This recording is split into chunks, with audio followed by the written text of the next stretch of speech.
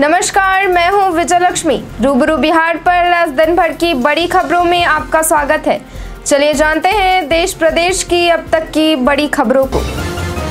नई सरकार बनने के बाद महत्वपूर्ण विभागों में तुरंत उठाए जाने वाले कदमों के लिए 100 दिन के एजेंडे के शीघ्र क्रियान्वयन पर चर्चाओं का दौर शुरू हो गया है।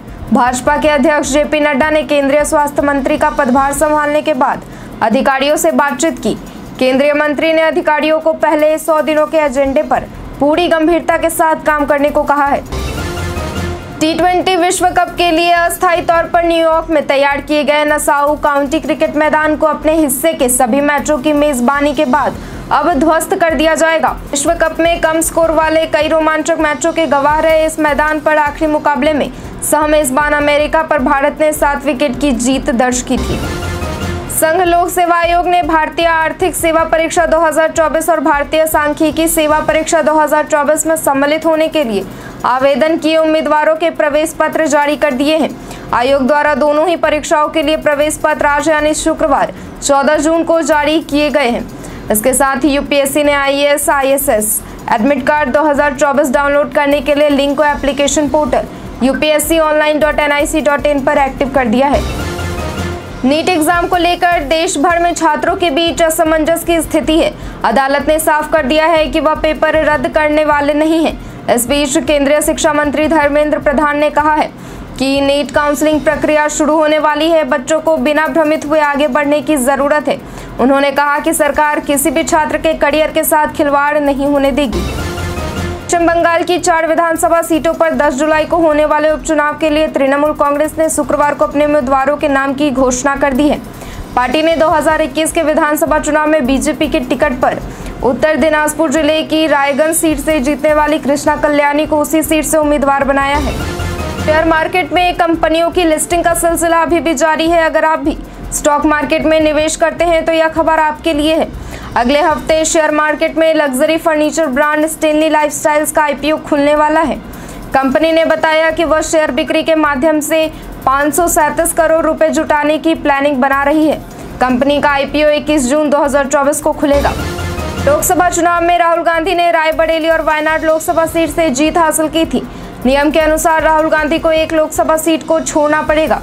कयास लगाए जा रहे हैं कि राहुल गांधी आने वाले समय में वायनाड की सीट को छोड़ सकते हैं। इन खबरों के बीच कांग्रेस के समर्थक सड़क पर पोस्टर के साथ उतर आए हैं और उन्होंने राहुल गांधी से अपील की है कि वे उन्हें छोड़कर न जाए और अगर जाना भी पड़ा तो अपनी बहन प्रियंका से कहिए कि वो हमारा ध्यान रखें।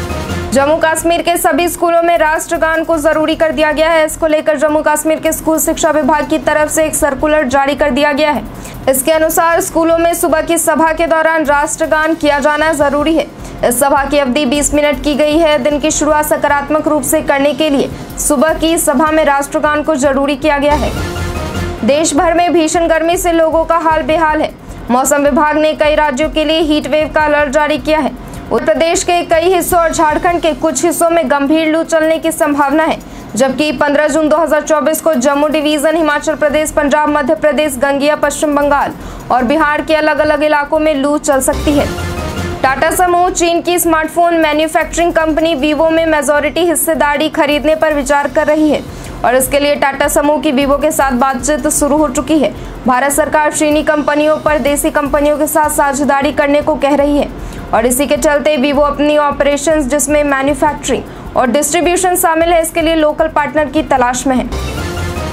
नीट परीक्षा में गड़बड़ी के मामले में कांग्रेस अध्यक्ष मल्लिकार्जुन खड़गे ने कहा कि मोदी सरकार ने शिक्षा मंत्री व NTA के द्वारा नीट घोटाले की लीपापोती चालू कर दी है। खड़गे ने कहा कि अगर नीट में पेपर लीक नहीं हुआ तो बिहार में 13 आरोपियों को पेपर लीक के चलते गिरफ्तार क्यों किया गया। गुजरात के गोधरा में नीट यूजी में धोखाधड़ी करने वाले रैकेट का भांडाफोड़ नहीं हुआ है। दिल्ली वासियों को जल्द ही दिल्ली देहरादून एक्सप्रेसवे की सौगात मिलने वाली है। National highway authority of India NHAI ने साफ कर दिया है कि 15 जुलाई तक एक्सप्रेसवे के पहले चरण में 2 पैकेज बनाकर तैयार कर दिया जाएगा, जिसके बाद इस पर वाहनों की आवाजाही शुरू कर दी जाएगी। इस संबंध में सड़क परिवहन एवं राजमार्ग मंत्रालय को भी सूचना दी गई है। राष्ट्रीय स्वयंसेवक संघ के नेता इंद्रेश कुमार ने भारतीय जनता पार्टी पर निशाना साधते हुए कहा है कि जो पार्टी राम की पूजा करती थी वह अहंकारी हो गई है। ऐसे में 2024 के चुनाव में वह सबसे बड़ी पार्टी बन तो गई, लेकिन जो उसे सत्ता मिलनी चाहिए थी उसे भगवान राम ने अहंकार के कारण रोक दिया। उन्होंने कहा कि जो लोग राम का विरोध करते थे उनमें से किसी को भी सत्ता नहीं मिली, यहाँ तक कि सभी को मिलाकर दूसरे नंबर पर खड़ा कर दिया गया है। हज यात्रा के लिए दुनिया भर से 15 लाख तीर्थयात्री मक्का मदीना पहुंचे हैं। इस साल यात्रा 14 जून से 19 जून के बीच होगी। इस्लामी कैलेंडर के धुलहिज महीने के दूसरे हफ्ते में हज यात्रा की जाती है। धुलहिज इस्लामी कैलेंडर का आखिरी महीना होता है। यात्रा के पहले दिन ग्रैंड मस्जिद में श्रद्धालुओं की भारी भीड़ पहुंची और उन्होंने जरूरी अनुष्ठानों के साथ हज शुरू किया। दिल्ली हाईकोर्ट ने दिल्ली आबकारी नीति घोटाले से संबंधित मनी लॉन्ड्रिंग मामले में शुक्रवार को आम आदमी पार्टी के स्वयंसेवक चरणप्रीत सिंह रैयात की जमानत याचिका पर प्रवर्तन निदेशालय से जवाब मांगा। इस मामले की अगली सुनवाई 2 जुलाई को होगी। मई में देश की थोक महंगाई दर 15 महीने के उच्च स्तर 2.61% पर पहुंच गई है। अप्रैल महीने में यह 1.26% थी। थोक खाद्य मुद्रास्फीति मई में बढ़कर 7.4% हो गई, जो अप्रैल में 5.5% और मई 2023 में 4.82% थी। मई में मासिक आधार पर थोक कीमतों में 0.2% की वृद्धि हुई है। वन डिस्ट्रिक्ट वन प्रोडक्ट योजना से ग्रामीण क्षेत्र के उद्यमियों की आमदनी में बढ़ोतरी हो रही है। सरकार की यह योजना भारत के उत्पादों को वैश्विक मंच तक पहुंचाने के लिए प्रधानमंत्री नरेंद्र मोदी की अनोखी पहल है। इस योजना का उद्देश्य देश के सभी जिलों में संतुलित क्षेत्र के विकास को बढ़ावा देना है। यह योजना राष्ट्रीय जीविका मिशन के तहत चलाई जाती है।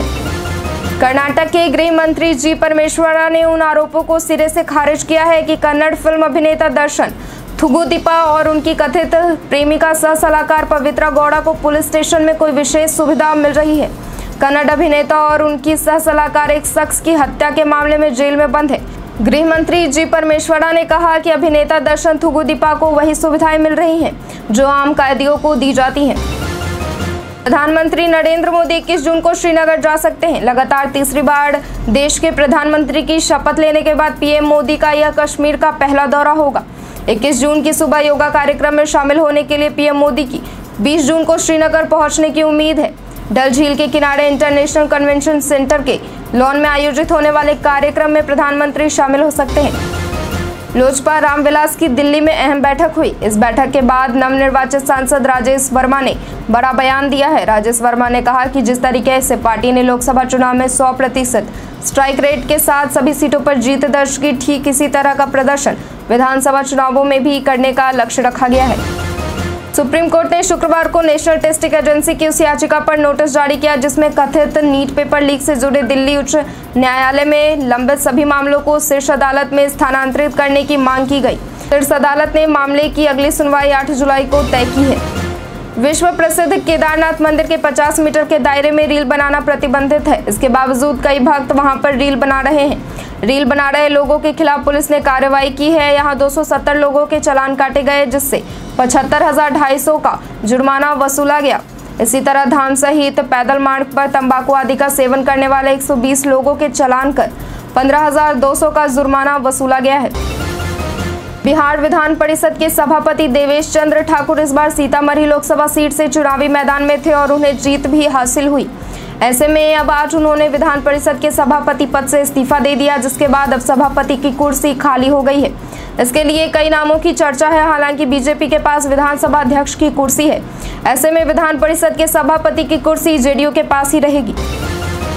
Bihar state power holding company limited ने technician grade 3 junior accounts clerk, correspondence clerk and store assistant, JEE एवं असिस्टेंट एग्जीक्यूटिव इंजीनियर के कुल 2610 पदों पर आवेदन आमंत्रित किए हैं। इच्छुक उम्मीदवार इन पदों के लिए 15 जुलाई तक ऑनलाइन आवेदन कर सकते हैं। बिहार में शिक्षा विभाग की विभिन्न योजनाओं में अनियमितता की स्थलीय जांच शुरू होने के बाद शिक्षा विभाग में हड़कंप मच गया है।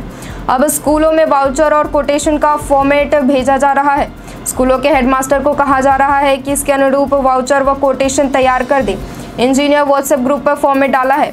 शिक्षा विभाग के अधिकारी, कर्मचारियों और इंजीनियरों की बेचैनी बढ़ चुकी है। रुपौली विधानसभा उपचुनाव के लिए शुक्रवार को जदयू ने अपने उम्मीदवार कालाधार मंडल के नाम की घोषणा की। वे जदयू के सिंबल पर चुनाव लड़ेंगे। रुपौली से जदयू विधायक रही बीमा भारती ने पार्टी छोड़कर राजद का दामन थाम लिया था। इसी कारण रुपौली में उपचुनाव हो रहे हैं। उपचुनाव के लिए 21 जून तक नामांकन किया जा सकता है।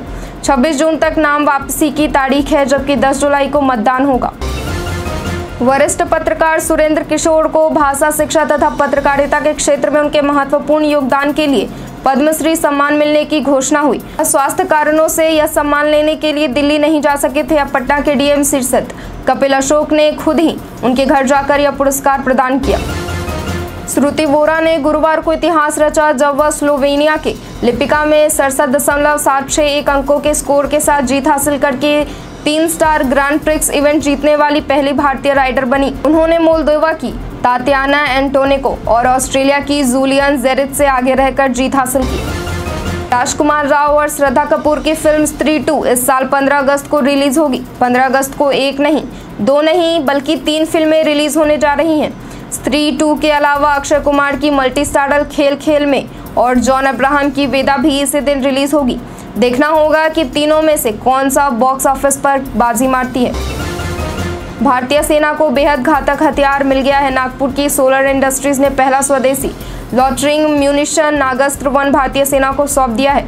नागास्त्र 1 दुश्मन के घर में घुसकर हमला करने में सक्षम है। ये एक आत्मघाती ड्रोन है जो दुश्मन के इलाके में घुसकर तबाही मचा देगा।